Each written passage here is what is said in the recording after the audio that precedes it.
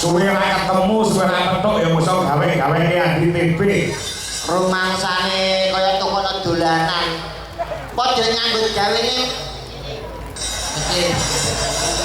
Apa lali kok bejene kanca Yano Yene kok senane gawe gegeran nyun pangapunten macahe bulik Mas Kanggo. Nggih, Mas Gandul.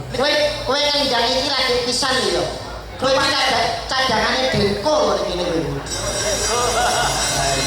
Kok ora nyepelene karo dagelan kowe. Baca ngono lho Mas. Bare kok piye TB iki pasanganku. Ya dulurku. Ngenyek TB padha karo ngenyek aku. Sampeyan ndereke Pak Kangkul. Kok malah mirah-mirahke grup. Ngerti ora?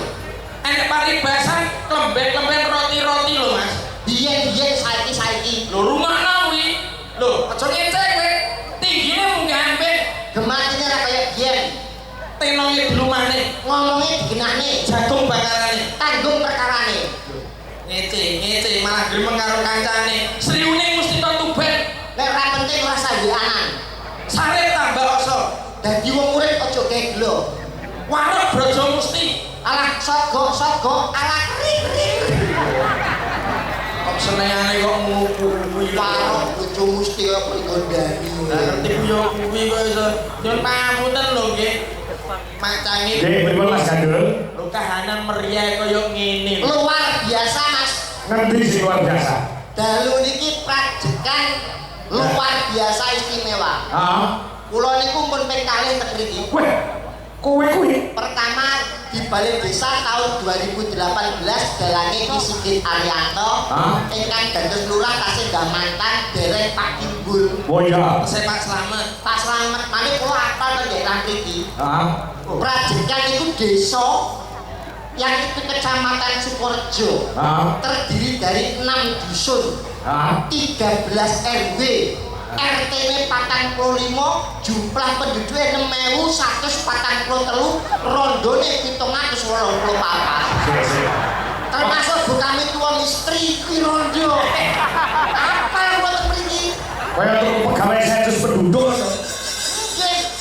Ngono ki yo ngono, tapi nek jenenge rondo iki mbok aja disia-sia to, Bib. Banyak TKW ning kene. Nyuwun pamunten malah nyangkut kali belionya Bu Mistri pepundene awak dhewe. Rondo kuwi nek kok sia-sia ning ati ki lara. Aja pisan-pisan kok gawe gelo, apa maneh mok gawe kuciwa nek ra trimo mbok dititipne balai desa. Dadi pangan kami tuwa. Lho. Kami tua sapa? Kami tuwa wasi. Oh iya, Ketua dia kuwi. Senior.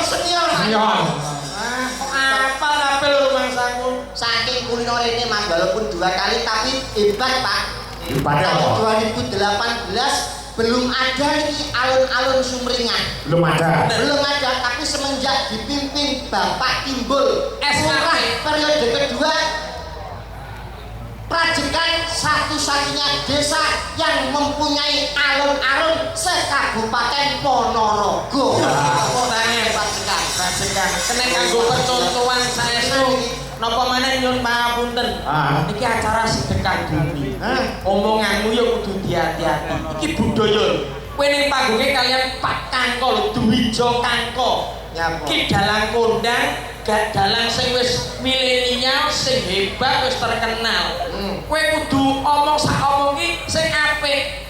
Apa meneh arep ngadepi 2 Mei Hari Pendidikan. Seni budaya iki kudu dicari lagi ngoten lho. Oh, betul. Nyuwun pangapunten. Apa? Nyuwun sewu kowe kok bandingna karo Mas Kangko karepmu piye? Iki seni budaya disawang ki ketok manis ajine giri saka lati ajine raga kok busana. Disawang ketok pantes Pak Kangko coba sawangan nganggo busana ireng, ketok guwagan. Lah sampean wis ora wedaan kulitane ireng mbok klambi coklat malah kaya tampi Bondowoso. Ngene tak omongi. Justru iki nguri-nguri kabudayaan kita Pak. Iya. Gelar pagelaran wayang kulit ning desa Prajekan dalam rangka bersih desa. sak minim biyane wong sing ora budaya sapa? Sampean iki kok penganggone kok sing pantes kaya aku gedhe dhuwur lho. Matamu katar kowe potok. Potonganmu sak botol ya aku lebih dhuwur. Pokoke kok tak kon nge-zoom sing nyunting. Nyuwun sewu, wong sakmene dalam rangka melestarikan budaya. Sing ora budaya ku mung siji. Kok iso mesti Dalange yo Mas Kanko. Sik. Kok iso kowe malah iki urusane dol. harga diri lho, Pak, harga diri. Pripun? Kok iso aku ora budaya? Jenengan kok nesu apa? Ya nesu. Mergo kabeh iki pimpinane ning dalan kok. Nyuwun sewu, budaya niku kan awake dhewe mung kari jiplak apa dawuh para pini sepuh. Leres mboten? Ya benar. Paling gak ngestokne dawuh para pini sepuh. Ya. Ana biyen wong tuwa ki tau ngomong. Sanepan le aja mangan ngarep lawang mundhak nolak rezeki. Betul ora? Bener. Le nek mangan piring aja disangga mundhak dadi sangga-sanggonane wong Akeh. wong tuwa. Le nek lungguh aja ning dhuwure bantal. Iya. Ndak udunen. Bener. Sakmene kae sing lungguh ning dhuwur bantal sapa? Aku ora. Sampe lungguh ning dhuwure apa? Dur bakal. Nah, iki jane ninggale dawuh para pini sepuh ora? Yo nek miturutku yo salah. Ora budaya sampean. Ning aku ora dilungguhi bantal, ora nglungguhi bantal. Aku iso geblak. Yo diganti bantal, bantalnya diganti. Ganti apa? Kompor. Nek ku apa kenapa? Dari politik. Mau. Perkara nglungguhi bantal wis ning gak tata krama do negara. Nggih. Jenenge wis sanempan tinggalane leluhur, mulane kudu diuri-uri padha dene kados bersih desa niki. Ya. Paling ora iki dongane lak nggih ngoten. Wis yo. Nyiras pantes gladiwano kalian warga masyarakat wonten ing Brajegan dalem gandul saking Blora niki kula dongake kagem warga Brajegan tiyang dongane senine kagem pantun nggih Pak. Nggih. Kersane saya pantes. Lah jos iki lho. Iki contoh iki lho. Piye lho?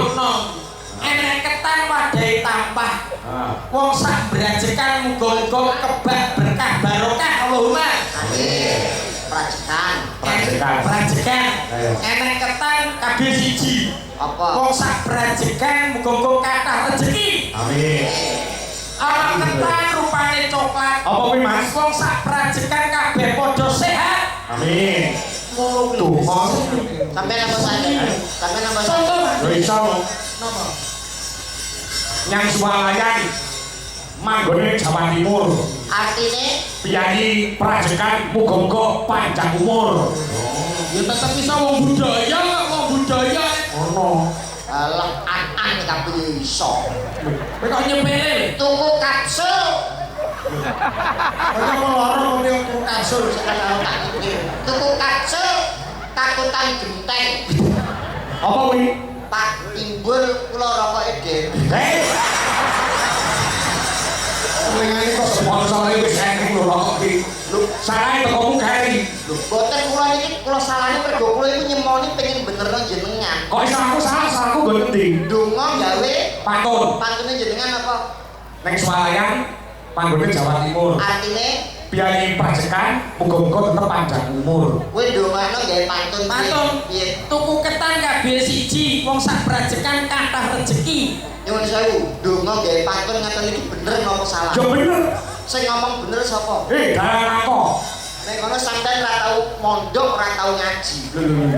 Lho, sing iki urusane agama lho. Oke, kula bisa memastikan. Agama rek kok didolanan. Boten, Hubungannya apa? malah jenengan sing gawe dolanan agama. Sik. Ya, wis iso. Donga gawe Parikan. ana kok kiai alim ulama ning santri dawuh, "Le, kowe soben nek donga gawe pantun." Enek ora? Enek ora kok ngamili? Yo ora enek. Ya, ora ini ya wis. Jenengan nek donga gawe pantun malah mulai nyakete bingung. Lho. Sik ta, Ben. Lah kok iso kaya ngono iki lho? Dan donga kok gawe pantun, dajan iki donga gawe pantun. Iman ning masjid apa ora bingung ya? Kok iso? Pas kaya surat Allahu Akbar, budal sekolah mangan es krim, Bismillahirrahmanirrahim. Main dadu tengah alas, kul a'udzu birabbinas. Iki surat bare jam piro? Pikir. Lah sing prayoga iki dongane sing piye? Donga niku sing bloko suta, kabeh penonton ngerti, pamirsa ngerti, mulai ora bingung. Oh, ngono. Paham boten? Paham. Ngono kok wis tanggapan larang. Lho. Iya, iki agama ulama iki. Saiki kurang ajar nek iki. jaluk diwehke nek dituku ki larang. Iki niate ki nguri-nguri budaya lagi ngoten to, Pak. Iya, aku bayangno lho. Dijaluk diwehke apa kate 10 yuta nolak. Kowe iki ya mbok aja kaya ngono to, Bit. Ya wis tak dongakne nganggo bloko wae. Muga-muga wong brajekan sehat seger warasan, murah sandang pangan. Muga-muga alon-alon sing dibangun iki berkah barokahi, bisa gawe kemajuan kesuksesannya warga brajekan sedayanipun khususnya untuk para pemuda semuanya tambah maju dan tambah sukses. Allahumma amin. Lurahe mawon asmanipun Timbul. Pak Timbul SAP. Sarjana akademik pemerintahan. Timbul itu kan bahasa Jawa, cara Indonesianya kan terbit. Bener. Brajekan terbit seorang pemimpin kados Pak Timbul. Mulane no jenengan nonton Pak Timbul kayak itu teman. Ya wis nek perkara jeneng. Duwijo Kangkong ya jeneng Jawa. Putrane Bapak Ki Sukron Suwondo. Saya iki nyuwun sewu Mas. Niki kula boten ngenyek jenengan boten. Lah kenapa? Jawa kuwi justru nama sing aneh itu biasane hebat. Kaya Pak Timbul ora ono apa-apane. Timbul tok. Akhire jenenge Timbul, karirnya Timbul. Iya. Tur jeneng Jawa kuwi nek gawe kewan mesti sukses. Contoh Percil. Deni Percil, Lucy Brahma, Pesindhen Ponorogo, Trio Macan. Duwi Sukses to. Jenengan Dwijo Kangkong ora ono kewane elek, Pak. ora iso melejit ya. Jenengan nek nyen kondang kula kei tanda jenenge. Ki Kangkong tekek. Prajekan iki dalane sapa? Kangkong tekek. Apik Pak iki, Pak. Ora sing gawe lho iki. Ya ya.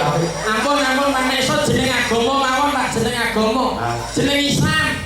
Muhammad Arep kan pun haji nggih bapake nggih. Ki Sukron Suwondo pun haji. Jeneng Arab ya api lho, Bi.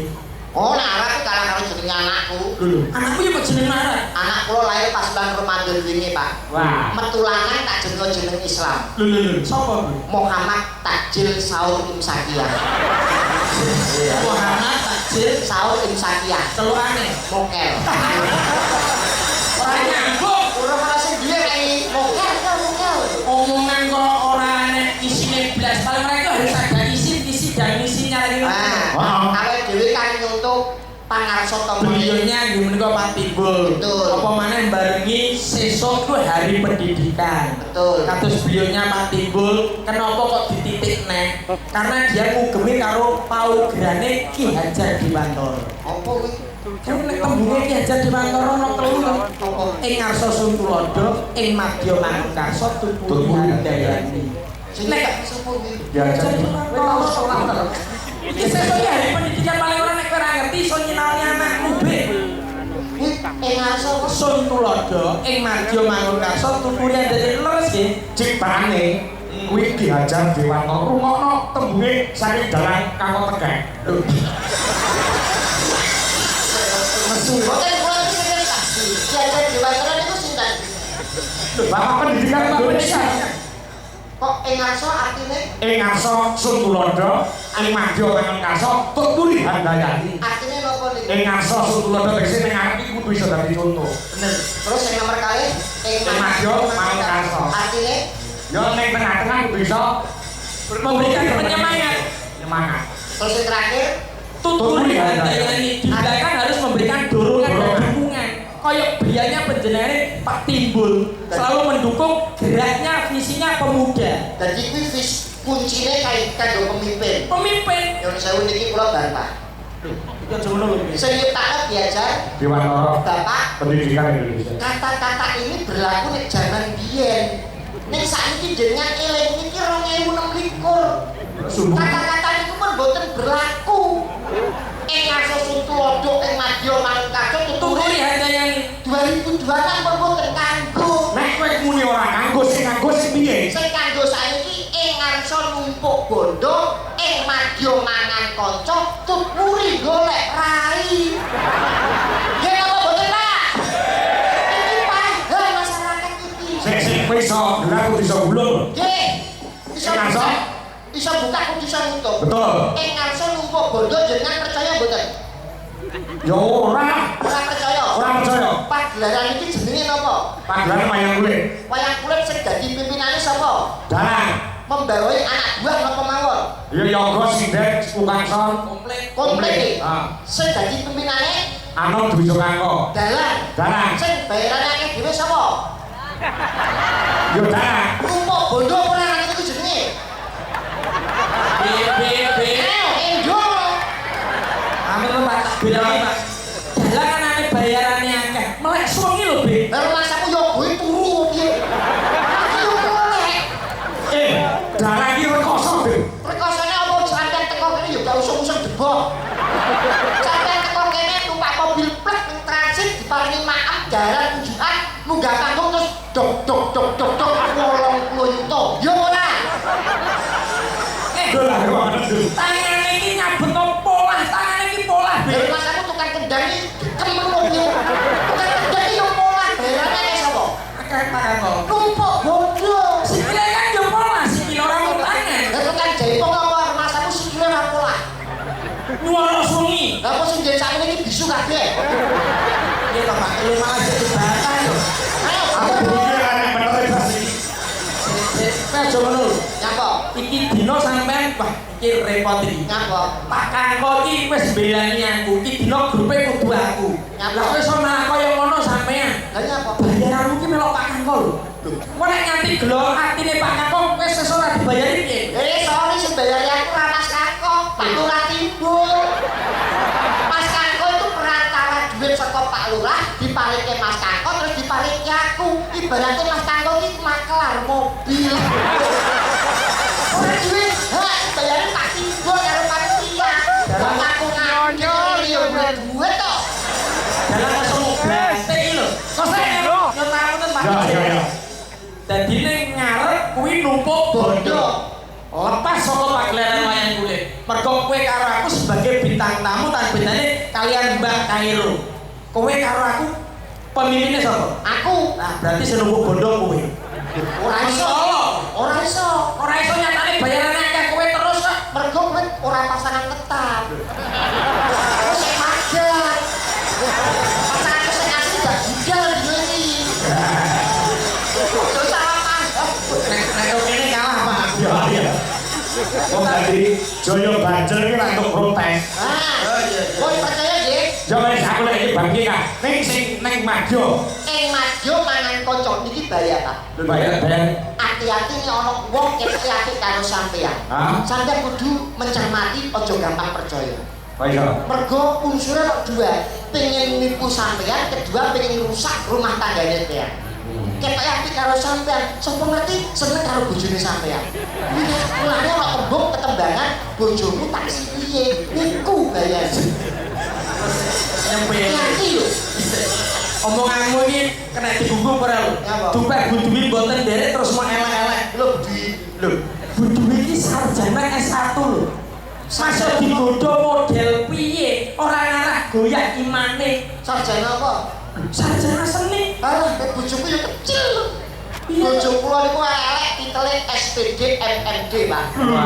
Sarjana pendidikan. Sing ngomong sapa? Lah apa SPD? SPD MMD itu sekolah pedodel mergo meteng dhisik. Jadi aku pakai 2 bulan iki bojoku masih 3 bulan. Hebat ora iki. Omonganmu malah koyo welut to. Lah sing terakhir kok iso mau bantah? Lah iki tuturi golek rai. Ini sering muncul saat pilihan lurah, pilihan bupati, pilihan gubernur, presiden. Iya. Adol swara umpamane jenengan calon. Ah, Pak lho Pak wongku Pak, wong 100 wis sampean cekelen kowe, nyeketan mesti milih sampean. ya. Kalau calon nih, nawak nih, Pak iki lho Pak, wong kula jenengan cekel kayak seket mesti nyekel sampean. Mulane akeh pemimpin sing gak dadi calon-calon sing gak dadi. Mergo nek boleh tetembangan ana pantune. Pangune piye? Ana tekek numpak pager, Karepe. duit entek dipangan kader. Niku sing bahaya.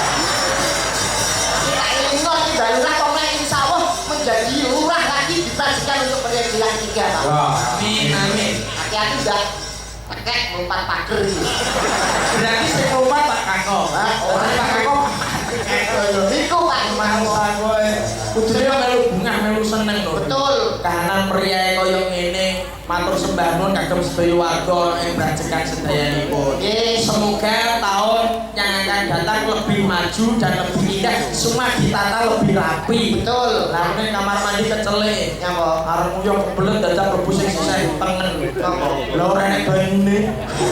Banyune iki sing sisih tok. Sing sisih. Lah yo kleru aku. Saya pipis ada di bolongane, Pak. Ya. Itu kan kepasnya, tak kepas berbeda.